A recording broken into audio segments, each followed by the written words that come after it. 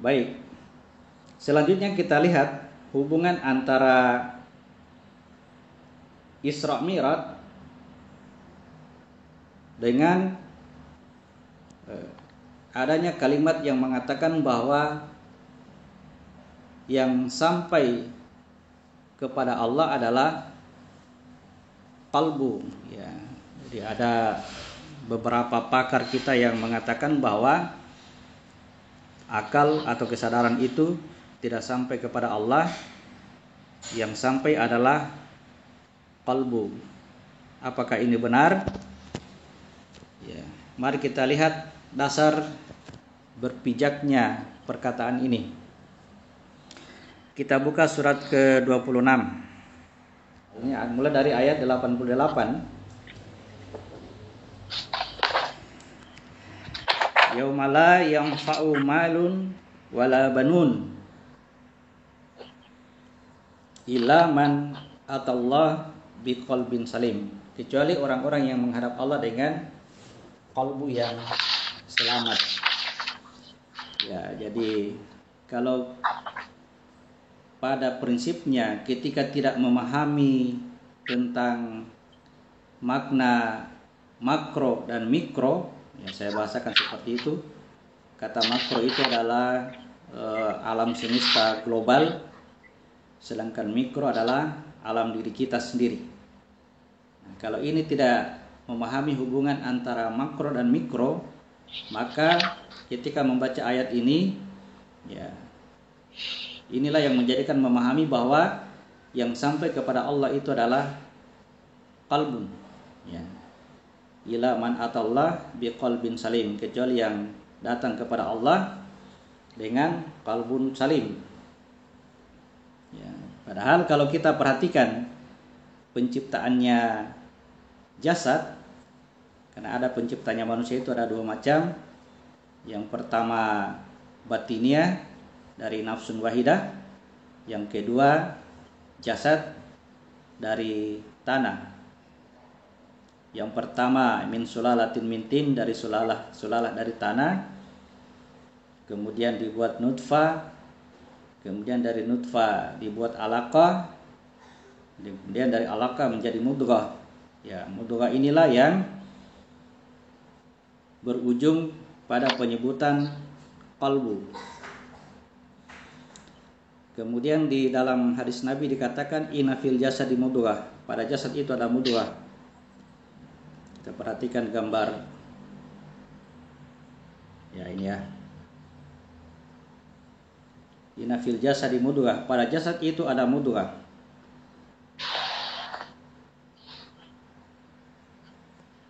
Ya, perhatikan ketika disebutkan mudghah, itu tahapan penciptaan manusia, itu ya awalnya adalah di bagian kepala berbentuk bulatan.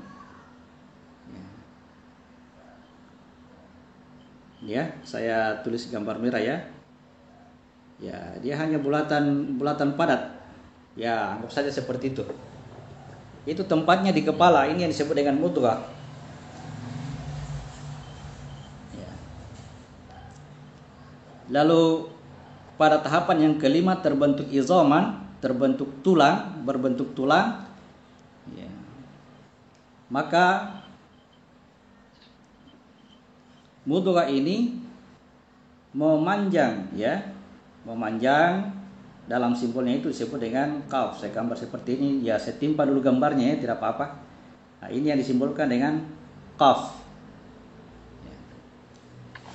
yang cikal bakal penyebutan dari qalbu. Cikal bakal penyebutan dari qalbu. Ya, di mana tempatnya mudghah tadi? Ingat, tempat awalnya adalah di kepala. Nah, ketika memanjang, ada izaman sehingga dia memanjang, nah itu sampai disebut dengan qalbu. Jadi ketika telah memanjang itu, maka mudghah tadi turun sampai ke bawah, ya, turun sampai ke bawah. Nah, bahasanya sepertinya.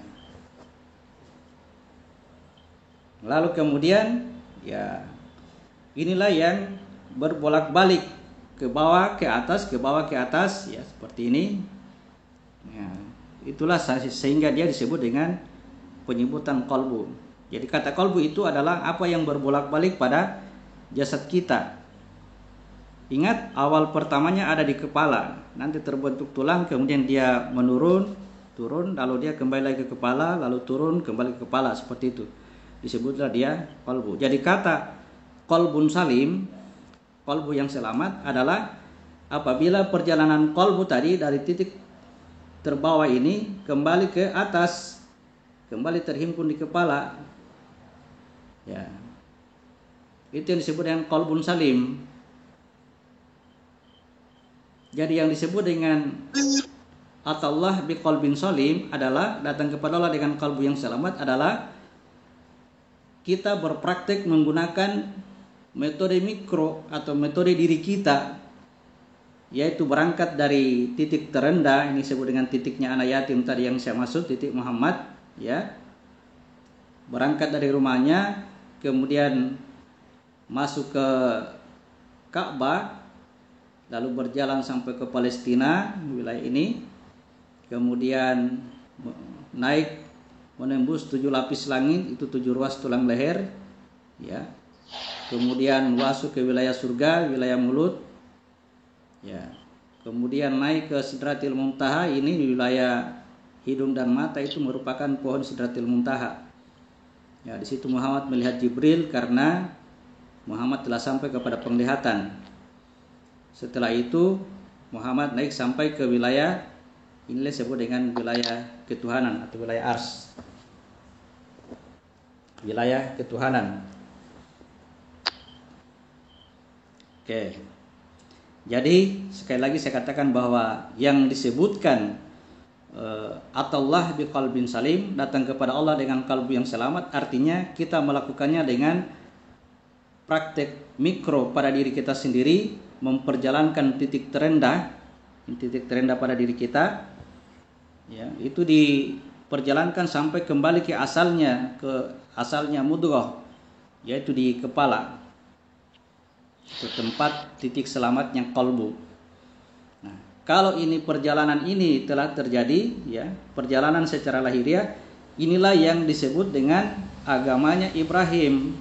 Perhatikan, mempraktekkan perjalanan ini pada jasad kita itu disebut dengan agama Ibrahim. Jadi kalau kita sudah mencapai qalbun salim, berarti keselamatan bagi Ibrahim. Berarti Ibrahim telah selamat.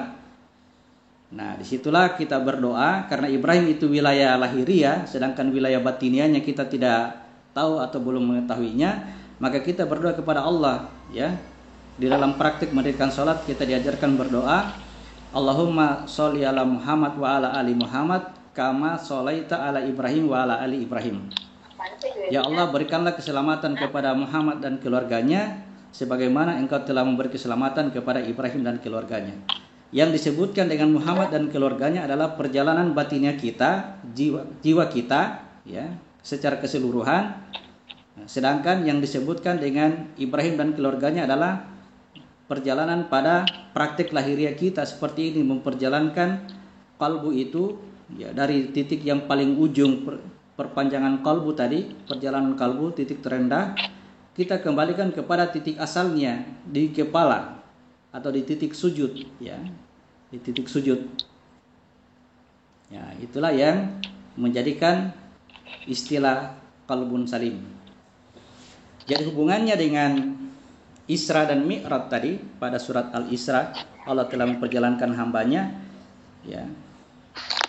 Artinya bahwa Allah itu sebenarnya tidak akan memperjalankan seorang hamba yang dia sendiri tidak berjalan, ya.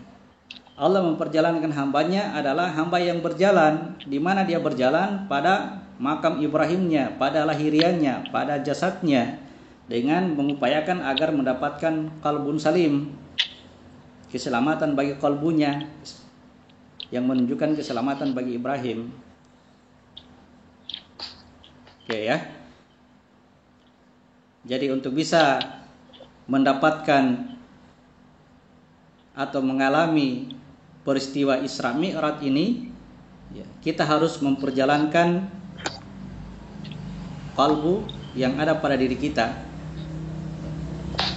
melalui praktek mendirikan sholat. Ya.